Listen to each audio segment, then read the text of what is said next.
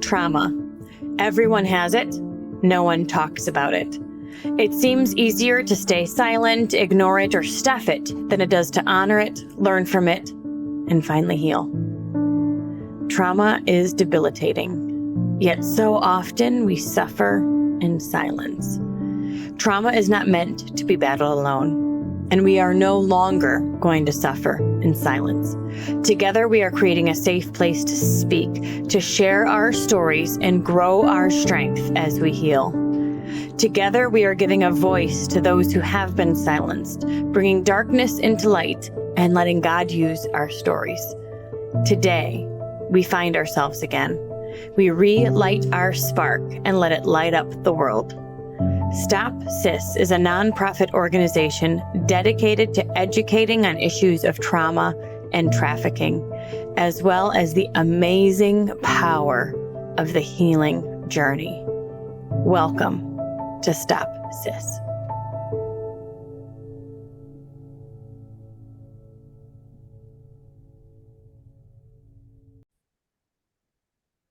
Hey, you guys. Welcome back to Stop Suffering in Silence. My name is Denise Walsh, and I'm here with my friend Rachel Timothy.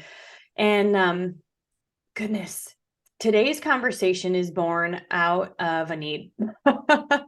We're fielding questions and we're working with people, and we're like, oh my goodness, not only would it be awesome for there to be a roadmap for the survivor on like, how do I handle the healing journey? Like, how do I get my life back? And getting my life back means going through the grief process. But also supporters would love a roadmap for like, how do I really support my family member, my friend who's experienced a trauma? I want to support them, but I don't really know how. And so, Rachel, you have actually created, we've said this in past podcasts, to pause life and to stop what you're doing. So you create the space for honest discussion, for, to get everything out from under the rug, to really address the problem at hand, the root issue, rather than the coping skills that we often see. But you've now taken a step further. And so you have created an acronym with PAUSE that parents or survivors can use if they're ready to create the space to actually start taking steps. So why don't you share a bit about where this was born for you? Because I know this is something you've been brewing on a while, and then we can take people through the process. Yeah, so even just a couple of days ago, I was hit with some hard news that somebody that I love dearly was raped. And like we have been seeing behaviors from her for a couple years now that were concerning. And we just, I'm now kind of on the outside. I'm not living close to her. I'm not where I can be like hands-on necessarily. But from the outside looking in, I'm seeing her continue to just try to push through life. Like, I just want to keep being a kid. I want to keep doing the things that I love. I want to keep going.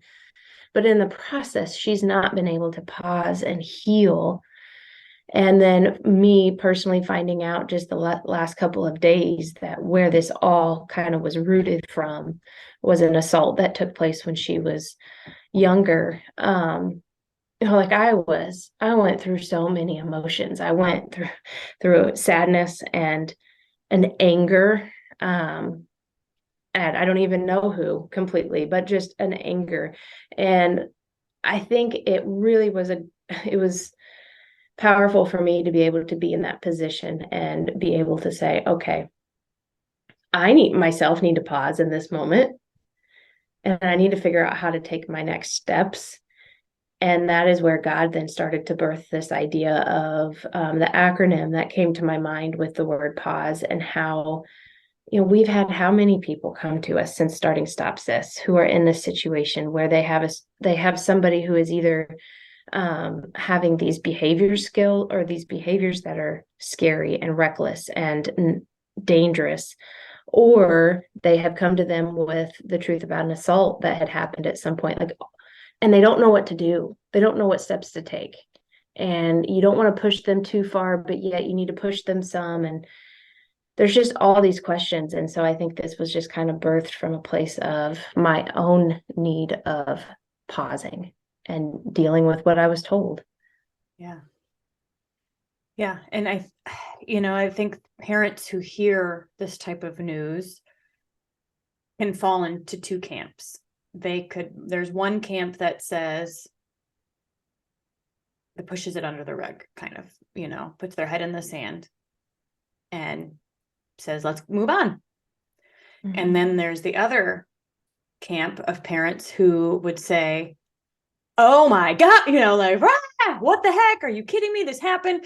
They want to take charge, or they really want to be involved. They want to support their child. But now we have a teenager or a young adult who is pushing them away, and they don't really know their role in this. Like you mentioned, how far do I push?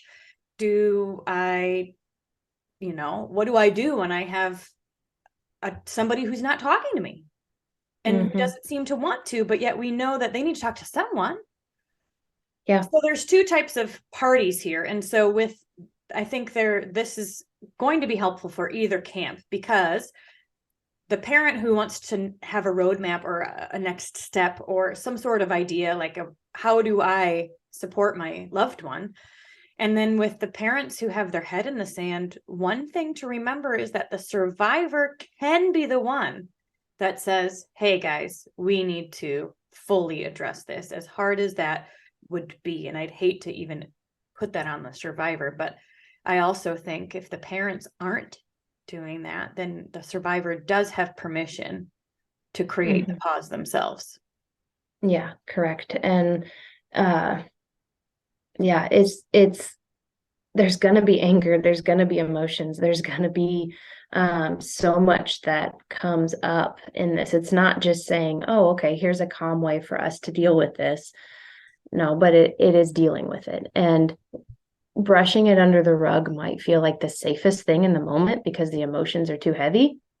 But in the long run, it's the most dangerous thing you could do. Well, we know it's bubbling under the surface, and it's going to continue to pop up and impact you until you really fully deal with it. Yeah. And start that healing journey. So P in pause stands for what? Prayer, which I love that pause starts with a P, so that prayer can be first. Because, I mean, when this is where you're going to get your guidance, this is where you're going to, ask for your direction with this righteous anger, and to give you the words to say, to give you the ears to listen, to give you the comfort and the peace that you need amidst this terrible situation. Prayer is going to be your connection to God. And pointing that out to the survivor as well. Like we are not going to do anything until we stop and pray, because Lord knows we can't get through this without him. And that is going to be your foundation with moving forward. So I love that prayer gets to be the first one. Now, this can certainly be out loud, family, but also personally. This certainly can be you personally getting into prayer and journaling and really deepening that connection, or asking for wisdom and asking for support. And it, of course, there's both and, right? You can pray as a family, but if that's not comfortable to you, then at least start with yourself. Yeah. And then, in my mind, I picture a family just pausing life for, just blocking everything off their schedule for a week. And you can stay home, you can rent a cabin, you can whatever, but literally for that week, pausing everything. And then I picture the family, in separate rooms and praying and journaling and, emotions coming up and yelling at times and crying at times and, all of these things happening, but you've blocked out life. It's not like you're driving on your way to work and you say a 5-second prayer. This is stopping and giving it to God and then listening to what he has to say back. And then A. What's A? Acknowledge. So you've taught me this. What are you pretending not to know? And this is your chance to put it all out on the table, like the good, the bad, the ugly. What are you not acknowledging? It could be a behavior that, you haven't let your support system know about, or you're not even acknowledging yourself. It could be a belief about yourself. Maybe you are stuck in the belief that this is your fault, that you did something to cause this. Maybe it's acknowledging your anger at God, your anger at somebody that you think should have protected you better. All of these like things that you are keeping under the surface, acknowledging it, putting it on the table, dealing with it, no matter how scary it is, going ahead. And this is for both sides. Maybe it's the supporters acknowledging that they feel like they messed up and they are, feel like they need to apologize, but yet they had no idea, or whatever it is, communicating it instead of keeping those things silent. So this is why people go to therapy, because communicating hard stuff with family members sometimes needs a mediator. So if you feel like, okay, if this were easy, we would have already done it. This communication piece is key. Like we want to just air it all out. However, the survivor might not have told them the whole story. They might not want to tell them the whole story. It might, they might get blocked when asked about what happened and what's really going on. So what suggestions do you have if it's not easy to communicate or to talk about it, or if the survivor has these coping skills that are clearly destructive, but when asked what's going on, they don't know, or, what do you think? I think one way would be to write it in a letter first, hand a letter to them and go back in the other room. But I think it's super important for the support system to know there's gonna be bad behaviors that follow, and it's not the survivor's fault.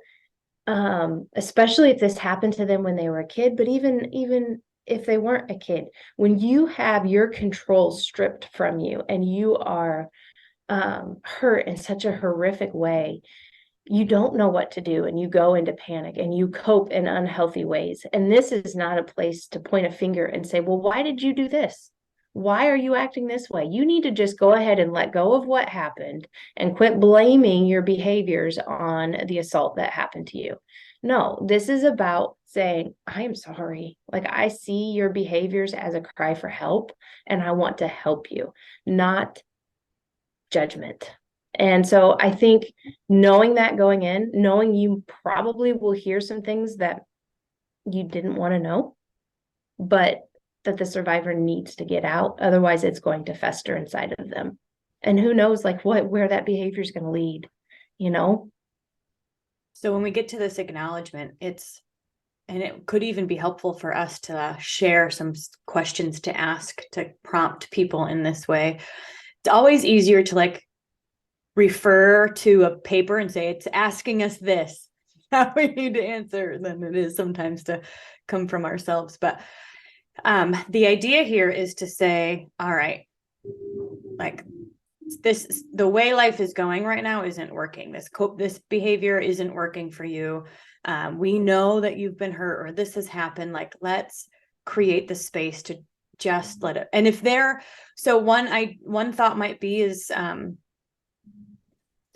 there could even be blame on the survivor, like, you parents didn't protect me and that kind of thing. And if that comes up, that's okay. The goal is for anything that people have been feeling to be put on the table, and then we can decide where to put it. Mm-hmm. I do like the idea of writing a letter. I think that can be a great first step. And maybe you communicate by writing and passing the paper back and forth. That's a great first step. But getting all of the junk onto the table is going to be really important, so you can know even what you're working with here. Yeah. And it could be that the survivor has seen you blow up in the past, and so they're scared to say this because it's way bigger than what you blew up about last time.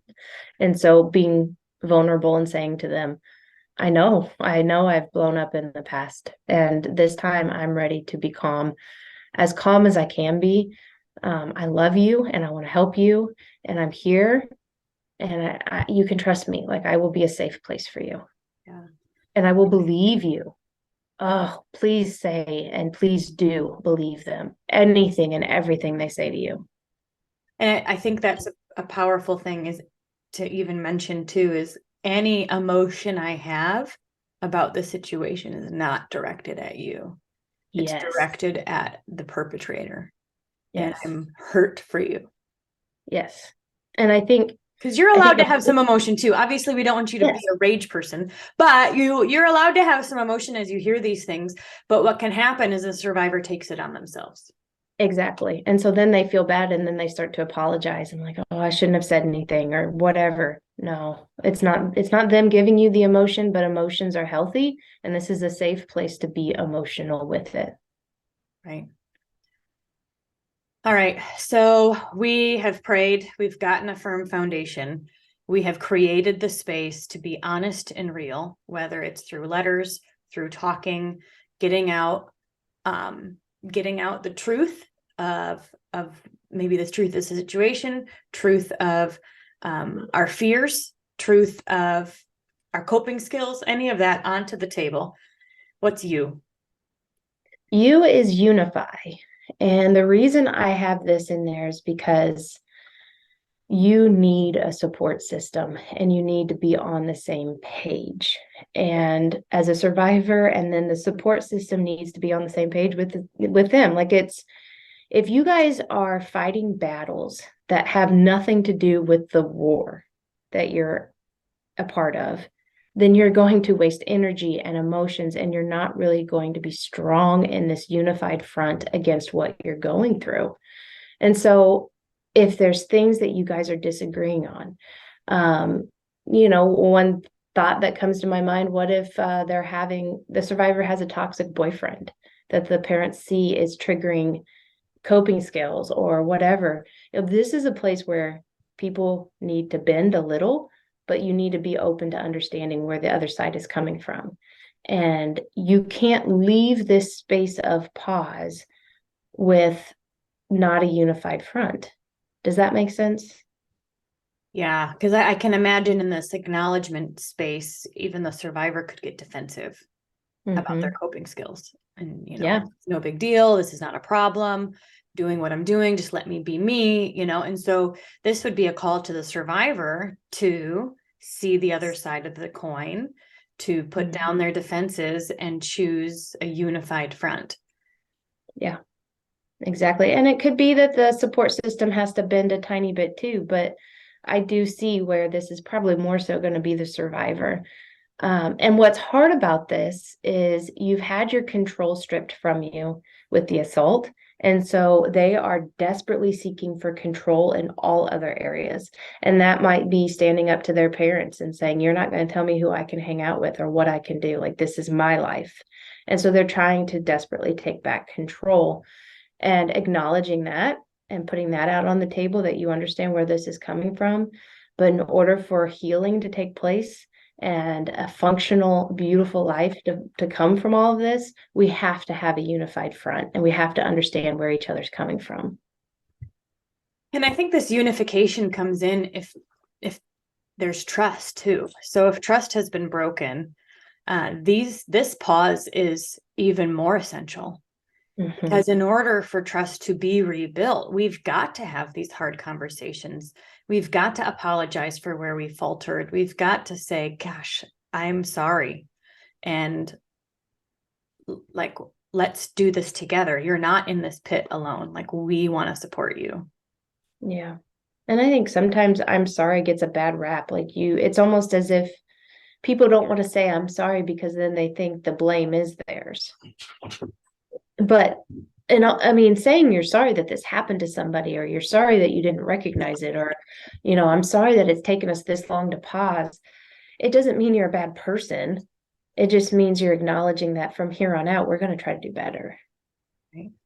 So the unification is truly saying we are in this together and we are no longer going to spend energy on battles that are not important. Mm-hmm. Yeah, because I mean, let's say you're fighting about curfew or something. Like, let's focus on the problem at hand instead of spinning your wheels in other areas. Right. Right. Well, and I think too, because the coping skills often lead to destructive behaviors and, maybe stealing or skipping school or all these other things, the focus can often be on the consequences of these behaviors rather Yes. than on the healing of the heart. That is where the behaviors are stemming from. Yeah, and you're not going to be able to punish a survivor to stop doing their coping skill. They're doing it because they need to survive. They don't feel like they can survive without some sort of a reckless action. And that maybe doesn't make sense to you, but it's just reality. And so, yeah, I think not focusing on the punishment is important and focusing on the heart. Yeah. Okay. So S. S is study the word. So this goes along with prayer, of course. And this is where you're going to get some guidance. This is where you're going to be able to remind the survivor of God's promises, remind the survivor of who they are to God, maybe remind the survivor that, God is angry about this too. Do not use God's word to manipulate the survivor. But use it to remind them of how valuable they really are, and that what happened to them in this life and this fallen world is not a result of God not loving them. So we can use that as an encouragement, use God's word also as a guidance, like what areas of my life do I need to change? What areas do I need to draw closer to God? All sorts of things. But being rooted in God's word during this time is going to give you the armor that you need to fight this battle. Now, this one seems like a long-term step, not just one that you're going to do in the couple days or the week that you're pausing, right? So some of these are really about the heart of the supporter, the heart of the survivor, to be in a place where we can be unified, where we can communicate, where we can acknowledge, and keep that going even after the pause week has happened.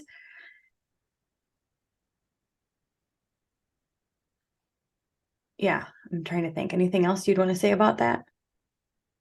I as I'm picturing this pause, I'm picturing it, with a family who maybe is used to being in the word. And so maybe this is going to be an uncomfortable step for you. It's not something that you've clung to in other areas of your life, or maybe you've sat it on your shelf for a while and haven't opened it. And it almost feels hypocritical to now open it when you're in the midst of a trial.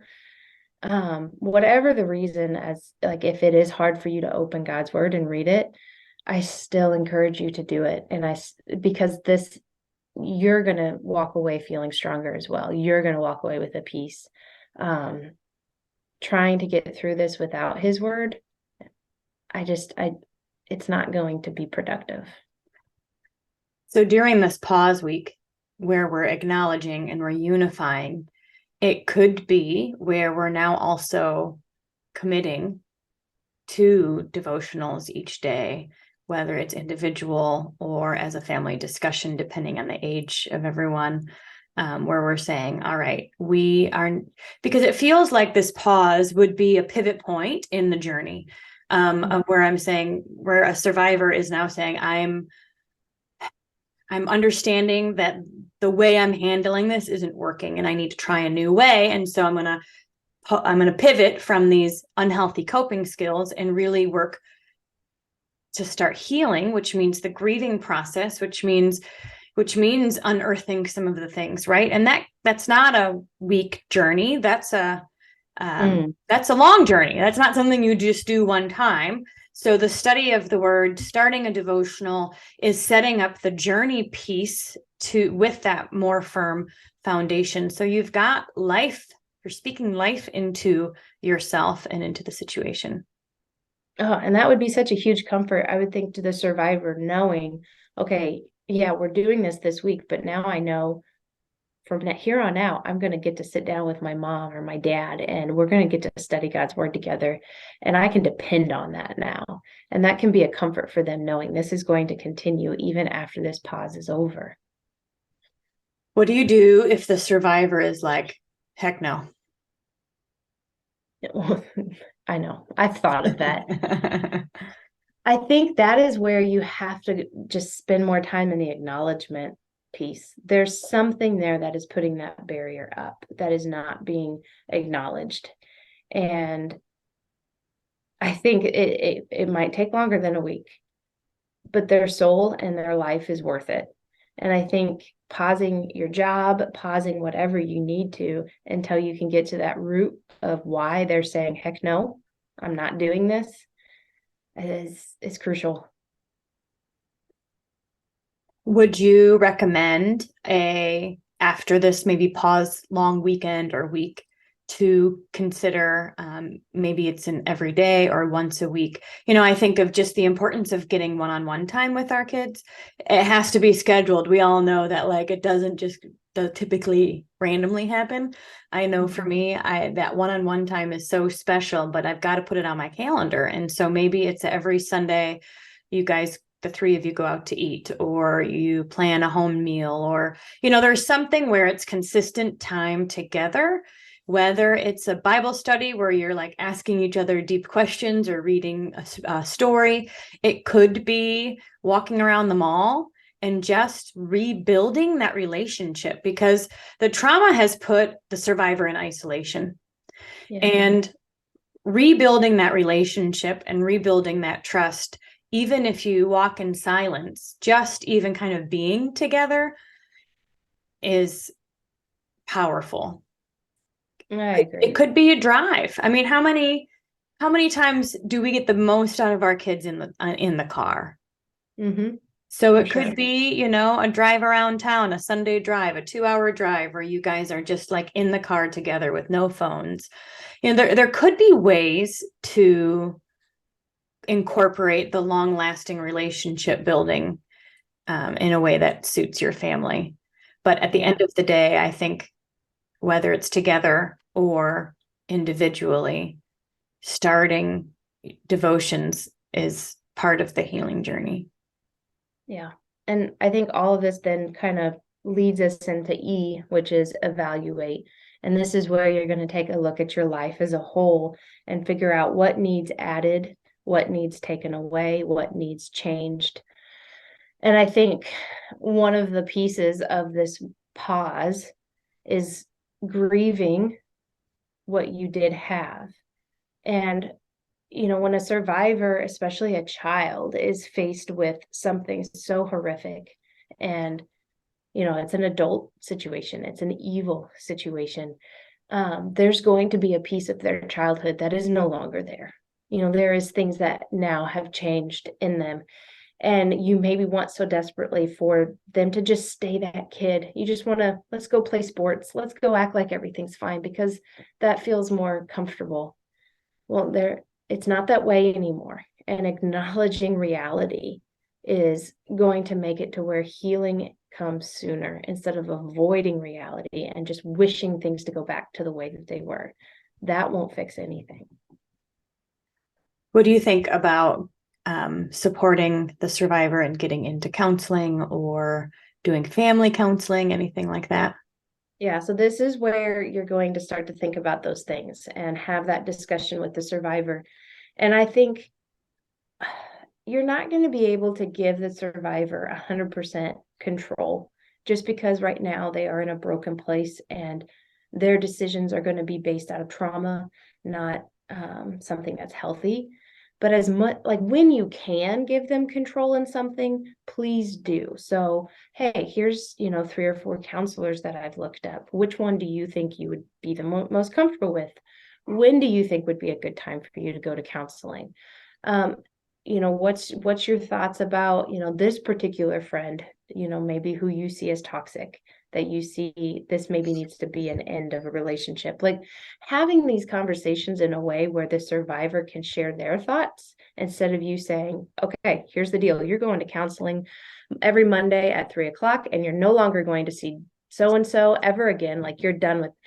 There's a way that you can do this to where they feel like they have some control in their healing journey. Yeah. I also would say, it's like both. I mean, as a therapist, I often would have parents drop off their kids and say, fix them, Mm. And we know that that's not necessarily the way it works. So there's this, if they're a teenager, they need a place where they can freely talk themselves and have their own space to like process through. The parents don't need to be in everything, but I do think it's important for the parents to be involved so they know what's happening and they can be a part of the solution too, because Yes. the communication is going to want to continue at home. You're going to want to have continued check-ins. How are things going? Any flashbacks recently? Like, those can be common questions to have around your house. How are you feeling? How's your body feeling? Oh gosh, that was crazy. How did that make you feel? Like, how did that impact you? I just think that bringing some of that language into the house long term could be helpful. Yeah, agreed. We've kind of started doing that somewhat with my oldest son, who struggles with anxiety and intrusive thoughts. And we've defined it and called it what it is. It's intrusive thoughts. It's not truth, but you got to get it out of your head. And so, pretty common, I will ask him, how's your intrusive thoughts? And he'll say, well, I'm worried I'm going to get a kidney stone today. Okay, well, let's talk about how this is not truth, like, but him being able to get that out, and it's just become a normal part of our conversation, and he's doing better with it. Well, I remember one of our first podcasts, you were like, I just want people to treat me normally and ask me, how are you feeling? How is it going? Are you safe? Okay. Yeah. So here's, I'll go off on a tangent probably, but like, let's say in church, somebody gets a bad report about cancer. Like, it's going to be talked about. It's going to be like, oh, I'm so sorry for what you're going through. This is awful. Like, I'm going to be praying for you. Can I bring you a meal? Whatever it may be. But when, if somebody is sexually assaulted, oh, don't talk about that. We will talk about it behind closed doors. Let's not put that on the prayer chain. Let's not make this a big deal. Nobody really needs to know about this. And part of that could be coming from the survivor, but if they know this was not your fault, this is no different than all of a sudden cancer popping up on your next screen. This is wrong, what was done to you, and you deserve as much prayer.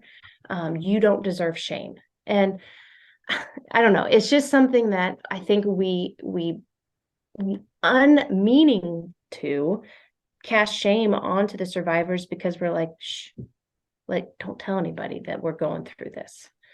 Whereas other things you share on Facebook, like, it's just a different mentality towards an assault. Yeah.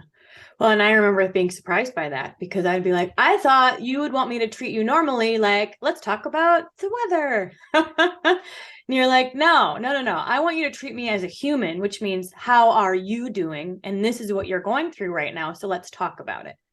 Yeah, exactly. Because, you can smell fake from a mile away. Yeah. Yeah. So this pause is a true pause, a vacation with no plans. Mm-hmm. Yes. And the winter's a good time to do it, because then you kind of could be snowed in for 4 days. And maybe you have a list of topics to talk about, and maybe you don't do it all at one time, but maybe you have these, all right, what's working, what's not working, where could we go? Maybe there's legal things that you guys would want to talk about. What do we need to do legally? Is this something we are pursuing? What does that look like?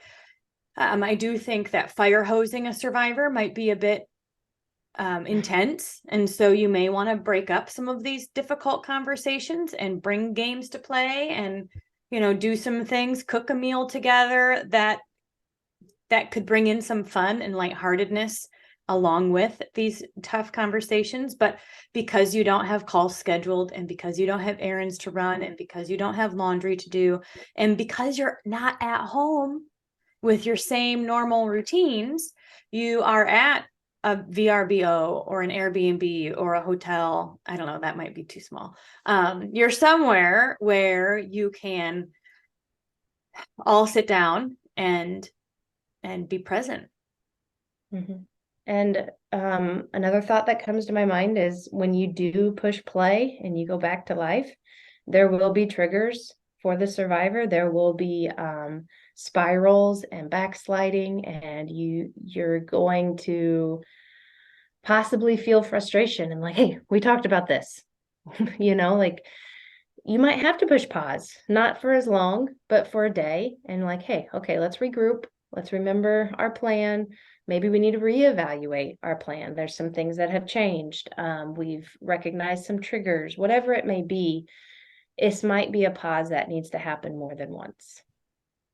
And that's why I think the consistent time in your schedule, every Sunday from 3 to 6, we go for a walk, or, whatever it is helpful, because then that consistency, even if it's not a crisis week, that consistency of connection when a crisis comes or when a trigger comes will make the communication so much easier. I remember I heard a wedding marriage tip, and they basically said, talk about anything and everything. Because if you are comfortable talking, when something hard comes up, you'll be comfortable talking. And so I think that's just a great family habit to get into, creating that space once a week, ongoing. Now, do you force the survivor to pause? Yes. Okay. You have lots of choices, but this is not one. We are going to, yeah. Yes, I would show them how there is still plenty of control. You get to choose what bedroom's yours. But no, like guys, this is literally life or death. And that's how we have to view this, because I am so brokenhearted at how many people we are losing because an assault happens and nobody knows what to do afterwards. And we lose that person to these coping skills, to alcoholism, to drugs, to promiscuity, whatever it is, we lose them to where they get so far gone, there's no getting them back. And so this is life or death. If we don't deal with it now, it is going to deal with us later. At the end of the day, human nature is to want to be seen, heard, loved, and valued. Yes. And at the root of pausing and saying, you are important enough for us all to stop what we're doing and start this process together, whether you like it or not. Like, a survivor might not want to, but the root of it, they'll feel that love. Yes. Oh, yes, absolutely. I love that. And I think we're saying that it could be more than one day, because I think at first you get the easiest, the low-hanging fruit. Like, here's something that's not as comfortable or that's not as uncomfortable. Let's talk about that. But as you're together and the trust is growing and the communication is growing, you'll get more. Yeah. Yep. And you are then showing the survivor or giving the survivor tools for that they can then take with them for the rest of their life, about communicating, about what we do when hard things happen. We don't fold. This family doesn't give up. This family doesn't ignore hard things. We deal with them and we stick together.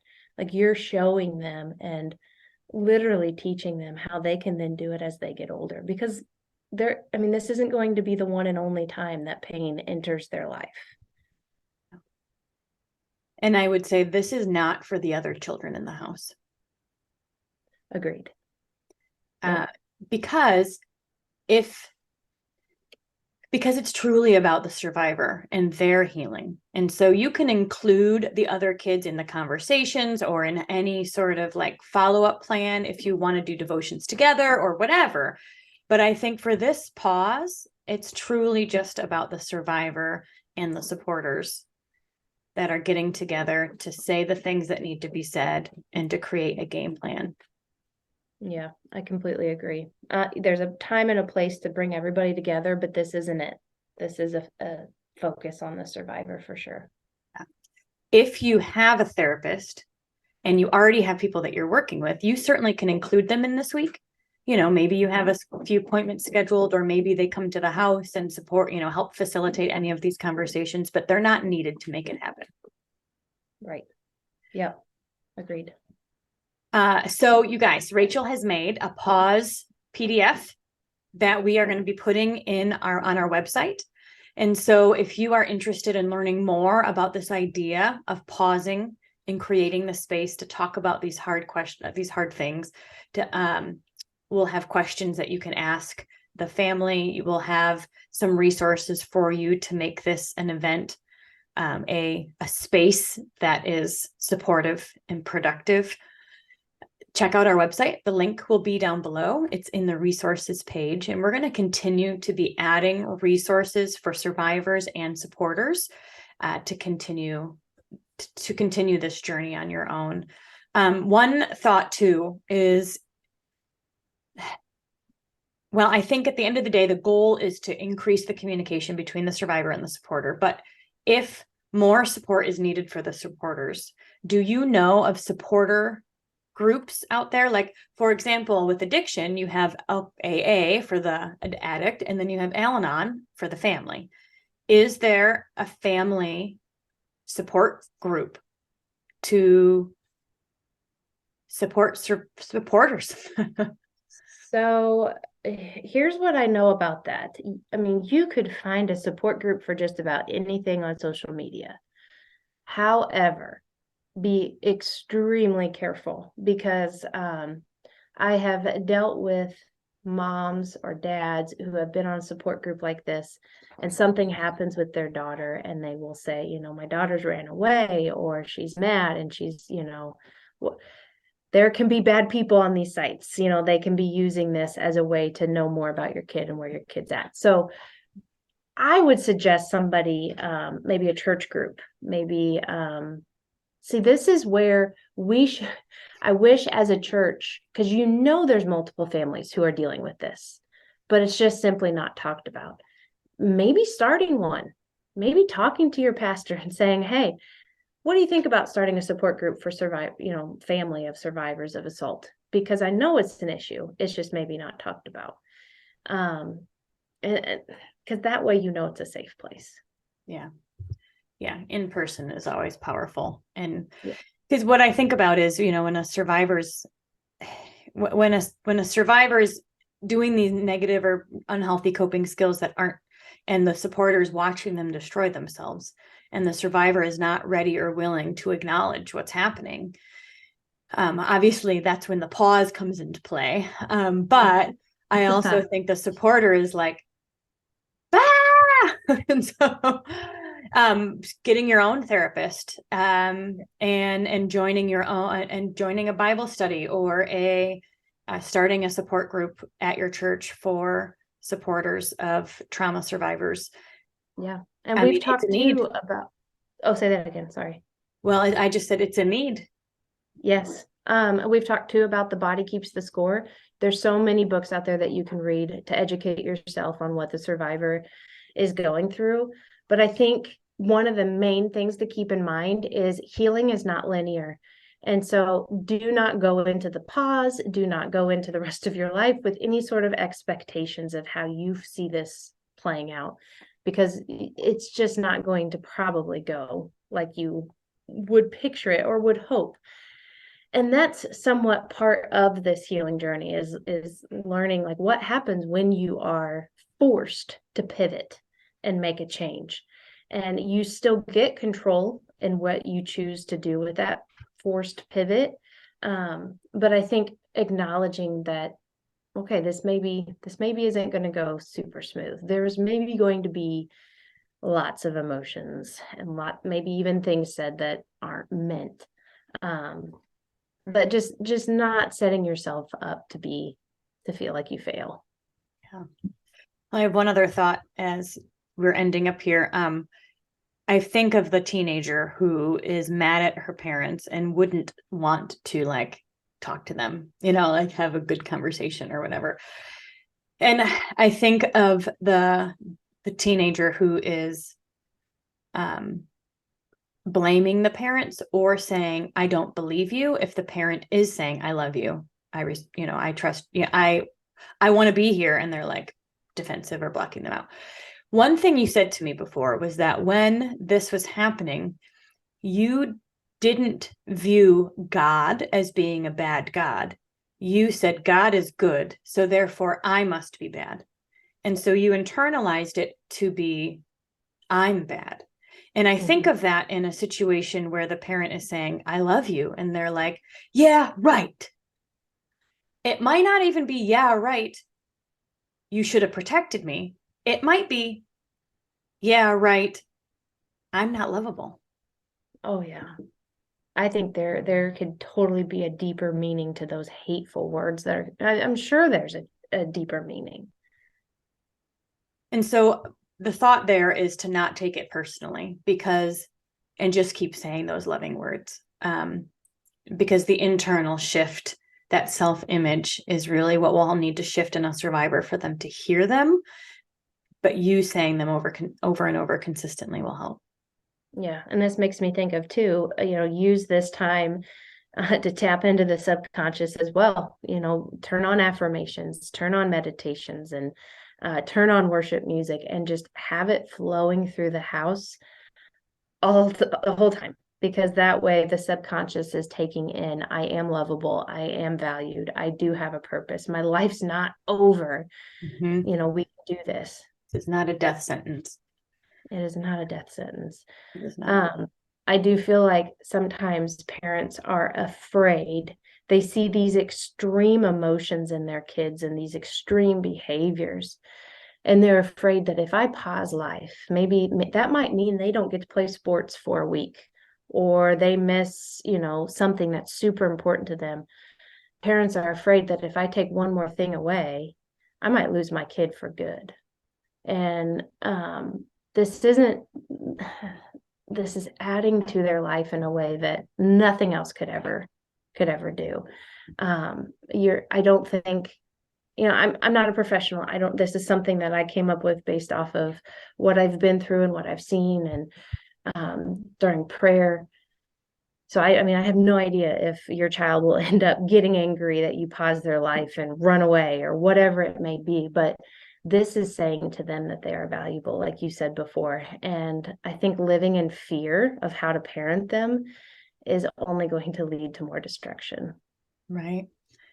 Because the supporters are often walking on eggshells. They don't want to experience a blow up, and it doesn't often take much to have that blow up, especially when you're working with teenagers. They're emotional and hormonal and whatever anyway. But this is a time where we're saying, no, we're pausing life. And this is what we're doing. Yep. Because we love you. Yep.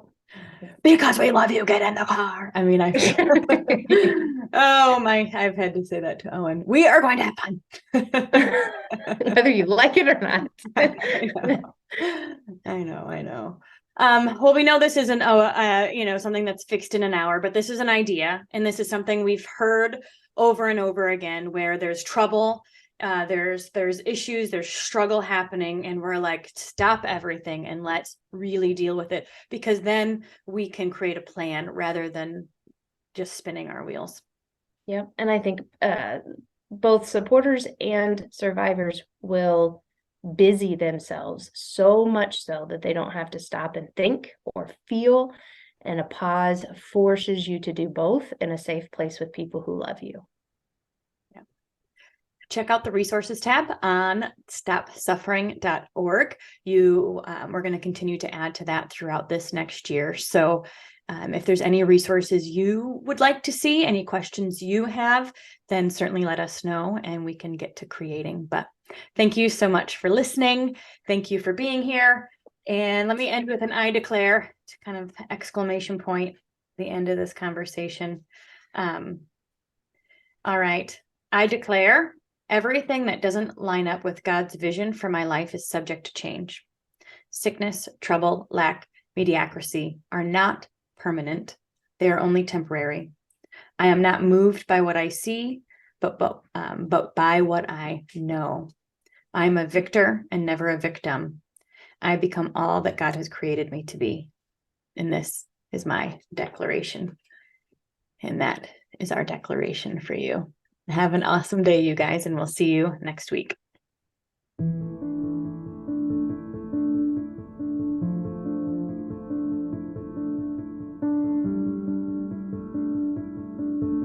Thank you so much for listening to this powerful episode of Stop Suffering in Silence. If you are interested in booking Rachel to speak at your school, your church, or on your podcast, then please email OpenBlindEyes@protonmail.com. If you are interested in sponsoring a survivor on their healing journey and would like to donate to Stop SIS, then please check out the link in the description box or show notes below, or you can email stopsis@protonmail.com. And finally, if you are currently suffering in silence, or you know somebody who is, whether they're dealing with a current trauma or one from the past, then we will always recommend that you reach out to your local resources and find a counselor that you can trust, because nobody is meant to suffer alone. Have an amazing week, and thank you for being here.